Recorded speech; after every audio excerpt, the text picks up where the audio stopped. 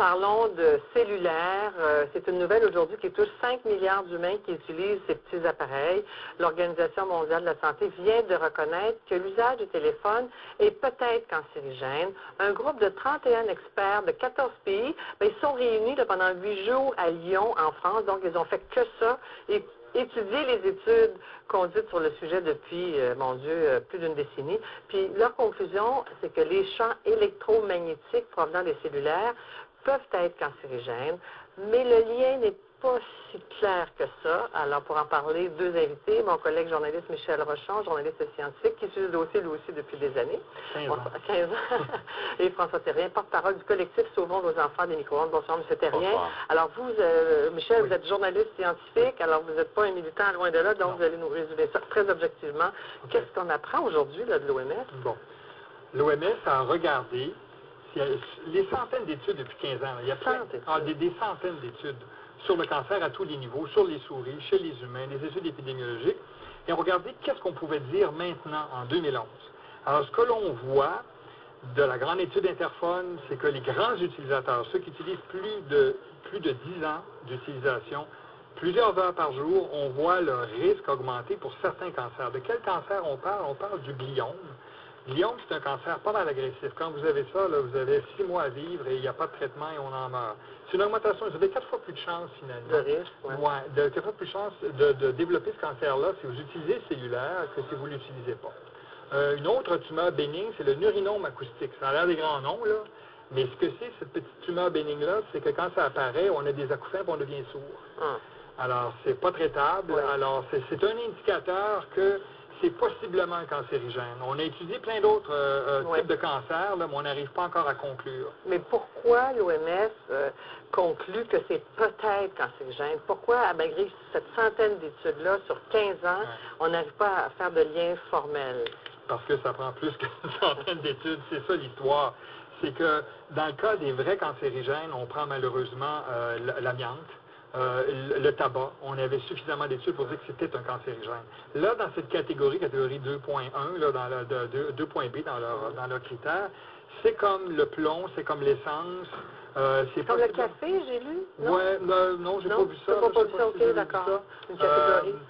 Donc c'est perçu comme ça. Ce que l'OMS demande, par contre, c'est plus de recherche pour véritablement mettre un terme à ce débat-là.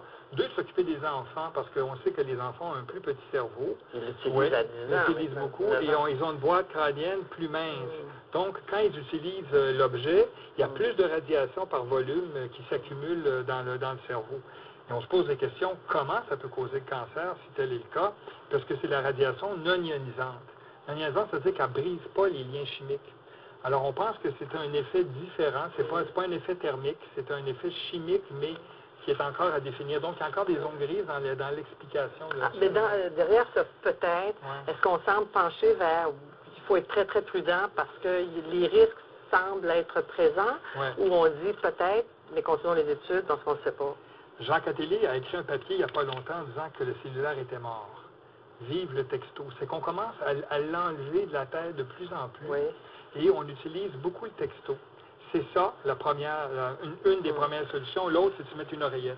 D'accord. Droit à une ligne terrestre. Plus on s'éloigne de l'objet, mieux on est. Il y a un risque potentiel. Alors, François Terrien, vous êtes professeur en électricité. En électricité. Vous êtes un militant, vous. Je suis un militant. Je suis le porte-parole du collectif Sauvons nos enfants des micro-ondes, qui fournit de la sensibilisation et de l'information aux citoyens qui, principalement, vont combattre l'implantation d'une antenne relais près des écoles, près des maisons. Et vous, quels sont vos arguments contre l'utilisation de ces petites bêtes-là?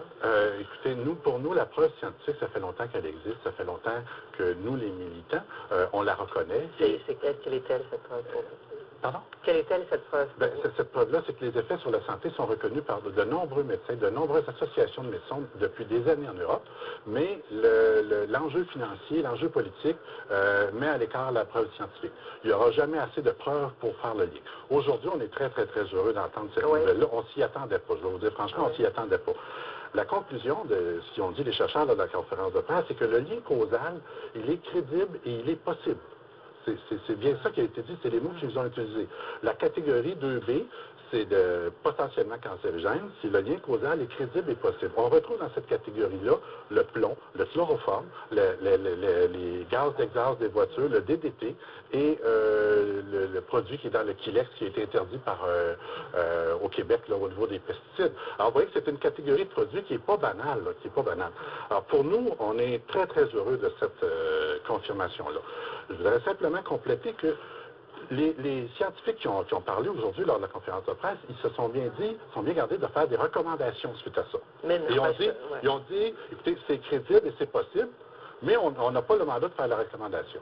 Le 27 mai, il y a quelques jours, l'Assemblée parlementaire du Conseil de l'Europe, tous les ministres d'État de la Commission européenne, ont fait une résolution 1815 qui, elle, prévoit des actions concrètes de réduction, si on appelle ça au Nouveau-Canada, de 10 000 fois les normes qui sont au Canada.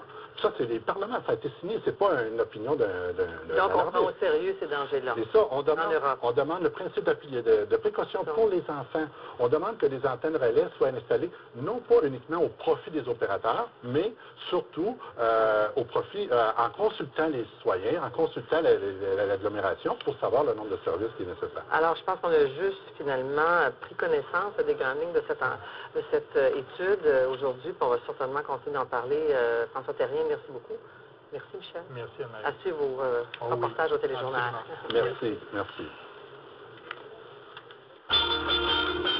Au retour, un document de cours soulève des questions sur la possible implication